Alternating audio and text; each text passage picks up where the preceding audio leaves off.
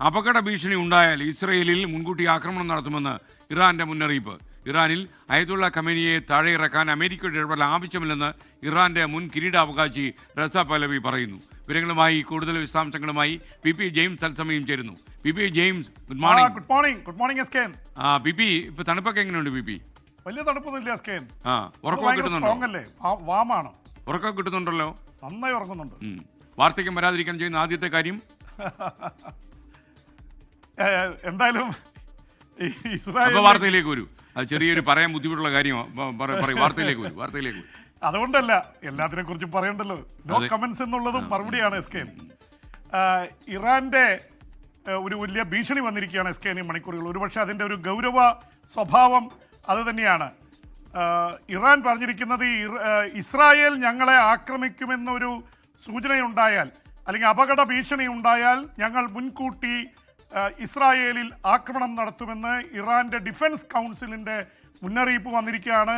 ഒരു യുദ്ധസമാനമായ അന്തരീക്ഷത്തിലേക്ക് പശ്ചിമേഷ്യ പോകുന്ന സാഹചര്യത്തിലാണ് ഇറാൻ ഒരു ഡിഫൻസ് കൗൺസിൽ തന്നെ ഉണ്ടാക്കി അടിയന്തരമായ ഇടപെടലിന് വേണ്ടിയുള്ള ഒരു സംവിധാനം ഉണ്ടാക്കുന്നത്. അതിൻ്റെ ഭാഗമായിട്ടാണ് ഈ മുന്നറിയിപ്പ് ഡിഫൻസ് കൗൺസിൽ നൽകിയിരിക്കുന്നത്. ഇസ്രായേൽ എന്തെങ്കിലും തരത്തിൽ ഒരു ആക്രമണത്തിന് ശ്രമം നടത്തിയാൽ അപ്പോൾ തന്നെ തിരിച്ചടിക്കാൻ മിസൈലുകൾ വിന്യസിച്ചിരിക്കുന്നു. ഈ അടുത്ത ഇടയായിട്ട് നിരവധി ബാലിസ്റ്റിക് മിസൈലുകളും ക്ലസ്റ്റർ ബോംബുകളൊക്കെ നിർമ്മിച്ചിട്ടുണ്ട്. ആണവായുധം ഇതുവരെ ഉണ്ടാക്കിയിട്ടില്ലെന്നാണ് ഔദ്യോഗികമായിട്ടുള്ള അറിയിപ്പ്. എന്തായാലും കാര്യങ്ങൾ ഇറാനും ഇസ്രായേലും തമ്മിലുള്ള സംഘർഷം വീണ്ടും വർദ്ധിക്കുന്നുവെന്നാണ്. ജൂൺ മാസത്തിലാണ് എസ്കേൻ ഓർക്കുന്ന പോലെ 12 ദിവസത്തെ ഒരു ഏറ്റുമുട്ടൽ നടന്നത്. 1000-ഓളം പേർ ഇറാനിൽ കൊല്ലപ്പെട്ടു. അവിടുത്തെ ആണവ ശാസ്ത്രജ്ഞർ അതുപോലെ തന്നെ സൈന്യാധിപന്മാരൊക്കെ കൊല്ലപ്പെട്ടു. ഇപ്പുറത്ത് ഇസ്രായേലിനും വലിയ രീതിയിലുള്ള പരിക്ക് പറ്റി. അവരുടെ ഒരുപാട് നഗരങ്ങളിൽ ബോംബിട്ടു, ക്ലസ്റ്റർ ബോംബുകൾ വീണു. അയൺ ഡോമിന് തടയാനായില്ല. അതുകൊണ്ട് തന്നെ ഇനിയും ഒരു യുദ്ധമുണ്ടായാൽ പിടിച്ചാൽ കിട്ടാത്ത അവസ്ഥയായിരിക്കും. അമേരിക്കയോട് അനുമതി ചോദിച്ച് നിൽക്കുകയാണ് ഇസ്രായേൽ അടിക്കാനായിട്ട്. അപ്പോൾ എന്തായാലും ഇത് സംഘർഷം കൂടുതൽ രൂക്ഷമാവുന്ന അവസ്ഥയിലേക്കാണ്. ബെഞ്ചമിൻ നെതന്യാഹുവിനെ സംബന്ധിച്ചിടത്തോളം ഒരു അടി നടത്തേണ്ടത് അവരുടെ ആവശ്യമായി തീർന്നിരിക്കുകയാണ് എസ്കേൻ.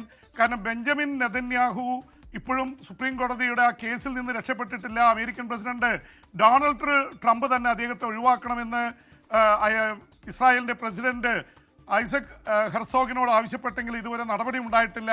അതുകൊണ്ട് ഈ പ്രശ്നങ്ങൾ കത്തിച്ചു നിൽക്കുക എന്നുള്ളത് ബെഞ്ചമിൻ നെതന്യാഹുവിൻ്റെ ഒരു ആവശ്യമാണ്.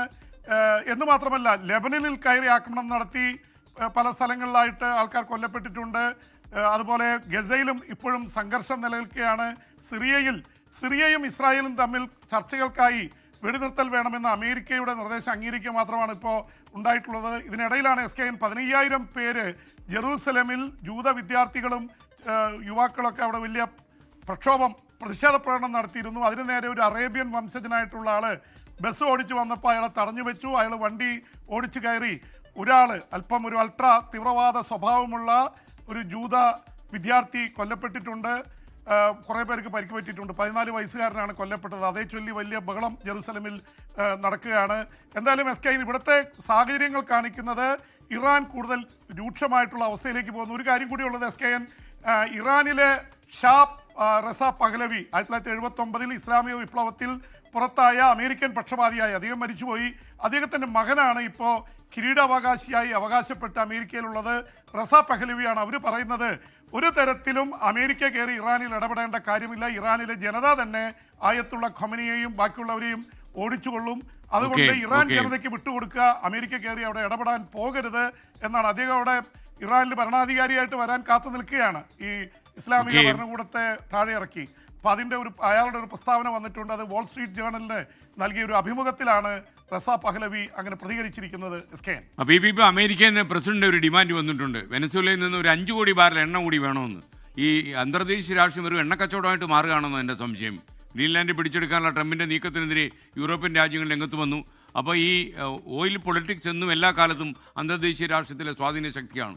ഇന്നിപ്പം അമേരിക്കൻ രാഷ്ട്രീയം മുഴുവൻ എണ്ണയിൽ ചുറ്റിത്തിരിയുക. സ്കെയിൻ എന്തൊക്കെയാണ് ഈ ലോകത്ത് കിടക്കുന്നത്? നമ്മൾ ജനാധിപത്യത്തെക്കുറിച്ച് വലിയതിൽ പറയുമ്പോഴും കേവലം 5 കോടി ബാരൽ എണ്ണയ്ക്ക് വേണ്ടി ആണോ ഒരു വെനിൻസുലയുടെ പ്രസിഡന്റ് നിക്കോളായി മഡോറോയെയും അതുപോലെ തന്നെ അദ്ദേഹത്തിന്റെ ഭാര്യ സീലിയ ഫ്ലോറസിനെയും പിടിച്ചുകൊണ്ടുപോയി ന്യൂയോർക്കിലെ കോടതിയിൽ ഹാജരാക്കി ഇപ്പോൾ ജയിലിൽ അടച്ചിരിക്കുകയാണ്. മാർച്ച് 17-ാം തീയതിയാണ് ഇനി വിസ്താരണയുള്ളൂ. അവർ ജാമ്യത്തിന് വേണ്ടി ശ്രമിക്കാൻ നിൽക്കുകയാണ്, പക്ഷേ ജാമ്യം കിട്ടില്ല. കാരണം നേരത്തെ 20 വർഷം മുമ്പ് 1989 20അല്ല അതിൽ കൂടുതൽ 35 വർഷത്തിലേറെ മുമ്പ് പിടിച്ചുകൊണ്ടുപോയ മാനുവൽ നൊറീഗ പനാമയുടെ പ്രസിഡന്റായിരുന്നു. അദ്ദേഹത്തിന് ജാമ്യം കിട്ടിയില്ല. ഹോണ്ടുറൻ പ്രസിഡന്റിനെ പിടിച്ചുകൊണ്ടുപോയി, ജാമ്യം കിട്ടിയില്ല. ലഹരിക്കടത്തിന്റെ രാജാവായിട്ട് അറിയപ്പെടുന്ന എൽ ചാപ്പോയെ പിടിച്ചുകൊണ്ടുപോയി, ജാമ്യം കിട്ടിയില്ല. അതുകൊണ്ട് ഈ ലഹരി കേസിന്റെ പേരിൽ ചുമത്തിയത് കൊണ്ട് ഇവർക്ക് രണ്ടുപേർക്കും ജാമ്യം കിട്ടാനിടയില്ല, ജയിലിൽ തന്നെ കിടക്കേണ്ടി വരും. വെനിൻസുലയിൽ അതിൻ്റെ ഇടയ്ക്ക് ഒരുപാട് നാടകീയ സംഭവങ്ങളാണ്. ഇതുവരെ അമേരിക്കയോട് പൊരുതുമെന്ന് പറഞ്ഞ ആക്ടിംഗ് പ്രസിഡന്റ് ഡെൽസി റോഡ്രിക്സ് വലിയ കടുവയെ പോലെ ഇരിക്കുന്ന ഒരു തീവ്ര നേതാവാണ്. പക്ഷെ അമേരിക്കൻ പ്രസിഡന്റ് പറഞ്ഞത് വേണ്ടി വന്നാൽ ഇനിയും ആക്രമണം നടത്തും, ഡെൽസിക്ക് ഇതിനേക്കാൾ വലിയ പ്രഹരമേൽക്കുമെന്ന് പറഞ്ഞപ്പോൾ അവരൊന്ന് അടങ്ങി. ഇപ്പോൾ 5 കോടി ബാരൽ ആവശ്യപ്പെട്ടിരിക്കുകയാണ് ട്രംപ്. 5 കോടി ബാരൽ എണ്ണ അമേരിക്കയിലേക്ക് കൊടുക്കണം. അതുകൊണ്ട് ഈ ഇന്ത്യക്കൊരു ഗുണമുണ്ടായി SKN.